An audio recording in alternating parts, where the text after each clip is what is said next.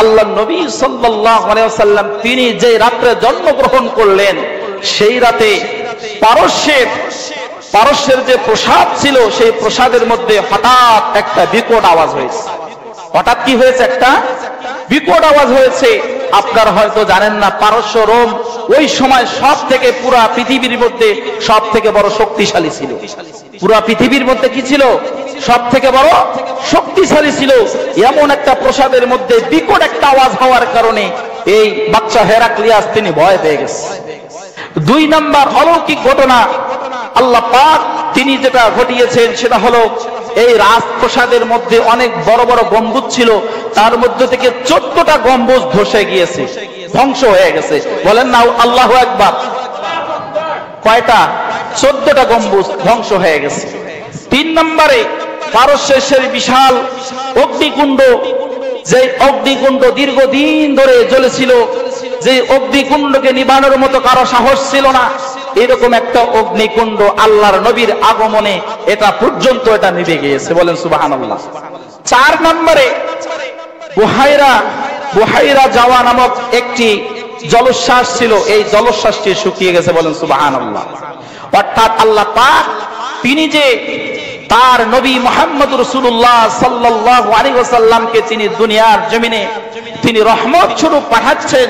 আল্লাহ পাক যে তার নবীকে পাঠানোর পরে তিনি যে ঘোষণা করেছেন ওমা আরসালনাকা ইল্লা রাহমাতাল লিল আলামিন, তিনি পুরো পৃথিবীর জন্য তিনি রহমত। আর এই পৃথিবীর মধ্যে কোনো জুলুম থাকবে না, অত্যাচার থাকবে না। আল্লাহ পাক রব্বুল আলামিন তার দুনিয়ার আগমনের সঙ্গে সঙ্গে এই সমস্ত জুলুম আর অত্যাচারকে আল্লাহ পাক ধূলিসাৎ করে দিয়েছেন। বলেন সুবহানাল্লাহ। আল্লাহর হাবিব সাল্লাল্লাহু আলাইহি ওয়াসাল্লাম তিনি দুনিয়ায় আসার পূর্বে আল্লাহ পাক এই মুজিজাগুলো তিনি দিয়েছেন। আল্লাহর হাবিব সাল্লাল্লাহু আলাইহি ওয়াসাল্লামের মা হযরত আমেনা তিনি নিজেই সিরাতের কিতাবের ভিতরে তেনার বর্ণনা আসছে, তিনি বর্ণনা করেন যে অন্যান্য মহিলাদের গর্ভে যখন সন্তান আসে, কি আসে বলেন? সন্তান আসে, তখন এই মহিলারা বমি করে। কি করে না বলে? আমাদের মা বোনদের গর্ভে যখন সন্তান আসে বমি করে না? কিন্তু আমি আমেনার একটা বারো বমির একটা ভাবও আসে নাই। বলেন আল্লাহু আকবার। 2 নম্বর হযরত আমেনা তিনি বলেন অন্যান্য মহিলাদের বাচ্চা গর্ভে আসার কারণে তাদের পেটটা একটু উঁচু হয়, কিন্তু আমি আমেনা আমার গর্ভে সন্তান আছে কি আছে না এটা আমি বুঝতেও পারি নাই। আল্লাহু আকবার। 3 নম্বরে তিনি আরো বলেন যে আমার সন্তান তিনি যখন দুনিয়ায় আসেন অন্যান্য মহিলাদের প্রসবের একটা বেদনা হয়, যেই বেদনাটা এই পরিমাণ হয় যে একজন মানুষ মৃত্যু শয্যায় চলে যায়। কথা বলেন ঠিক নেবে ঠিক? আমেনা বলেন আমার সন্তান মুহাম্মদ সাল্লাল্লাহু আলাইহি ওয়াসাল্লাম তিনি যখন দুনিয়া আগমন করলেন আমি কোন প্রসবের বেদনা অনুভব করি নাই। বলেন সুবহানাল্লাহ। আমার ভাই আমার বন্ধুরা, আল্লাহর নবী সাল্লাল্লাহু আলাইহি ওয়াসাল্লামের মা তিনি এরকম ভাবে অনেক অলৌকিক তিনি কথা বললেন। আল্লাহ পাক রব্বুল আলামিন যেগুলো তিনি দুনিয়ায় আসার সঙ্গে সঙ্গে ঘটায় দিয়েছেন, তিনি আরো একটা কথা বলেছেন। আল্লাহর নবী সাল্লাল্লাহু আলাইহি ওয়াসাল্লাম অন্যান্য সন্তানদের মতো দুনিয়ায় তিনি আগমন করেন নাই। অন্যান্য সন্তানেরা দুনিয়া আসলে কান্নাকাটি করে, প্যা করে কান্না করে, ঠিক কিনা কথা বলে? কিন্তু আল্লাহর নবী যখন দুনিয়ায় আসছেন তেনার জবানের ভিতরে কোনো কান্না ছিল না, বরং তেনার জবানে আল্লাহর নাম ছিল। বলেন আল্লাহু আকবার। তিনি দুনিয়ায় আসার সঙ্গে সঙ্গে আল্লাহর নাম ছিল এবং তিনি স্বাভাবিক অবস্থায় দুনিয়ায় আসেন নাই, বরং তিনি দুনিয়ায় আসার সঙ্গে সঙ্গে তিনি সেজদায় পড়ে গেছেন। সুবহানাল্লাহ। আল্লাহ রব্বুল আলামিন তার পয়গম্বরকে দুনিয়ায় এরকম ভাবে আনিয়েছে। আমার ভাই আমার বন্ধুরা, লম্বা আলোচনা সংক্ষিপ্ত করে দিব। আল্লাহর নবী দুনিয়া আসলেন, আসার পরে আল্লাহর নবী সাল্লাল্লাহু আলাইহি ওয়াসাল্লামকে সর্বপ্রথম তেনার মা দুধ পান করালেন। এরপরে আবুল আহাবের দাসী সুয়াইবা তিনি দুধ পান করালেন। আরবের মধ্যে একটা নিয়ম ছিল, আরবের মধ্যে যখন কোন সন্তান জন্মগ্রহণ করত সুস্বাস্থ্যের জন্য, বিশুদ্ধ আরবি শিক্ষার জন্য তারা বিভিন্ন অঞ্চলে পাঠিয়ে দিত। ওই মৌসুমে, যেই মৌসুমের মধ্যে আপনার আমার নবী বিশ্ব নবী রাহমাতুল লিল আলামিন তিনি আগমন করলেন। আল্লাহ পাক রব্বুল আলামিন দেখেন তিনি যে বলেছেন ওয়া আরসালনাকা ইল্লা রাহমাতাল লিল আলামিন, নবীজি আপনাকে আমি বিশ্ব জগতের সকলের জন্য রহমত স্বরূপ পাঠায়া দিছি। আল্লাহ পাক এই কথাটা তিনি প্রত্যেকটা পদে পদে মানুষকে দেখায়া দিয়েছে।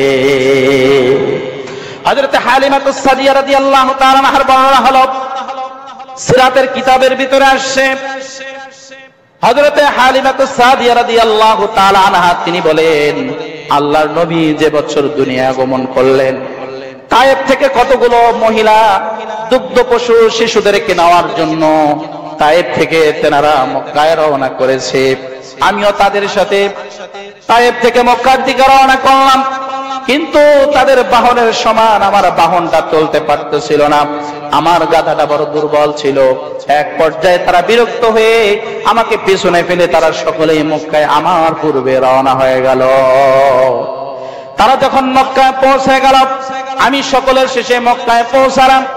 আপনারা দেখবেন বাজারে যে আগে যায় সে ভালোটা পায়, ঠিক কিনা কথা বলে, কিন্তু আল্লাহ যার ভাগ্যে যেটা রাখে সেটা কেউ নিতে পারে না। হযরত হালিমাতুস সাদিয়া তিনি বলেন, আমি সকলের শেষে আসলাম, ভালো ভালো সন্তানগুলোকে তারা বেছে বেছে নিয়ে নিল।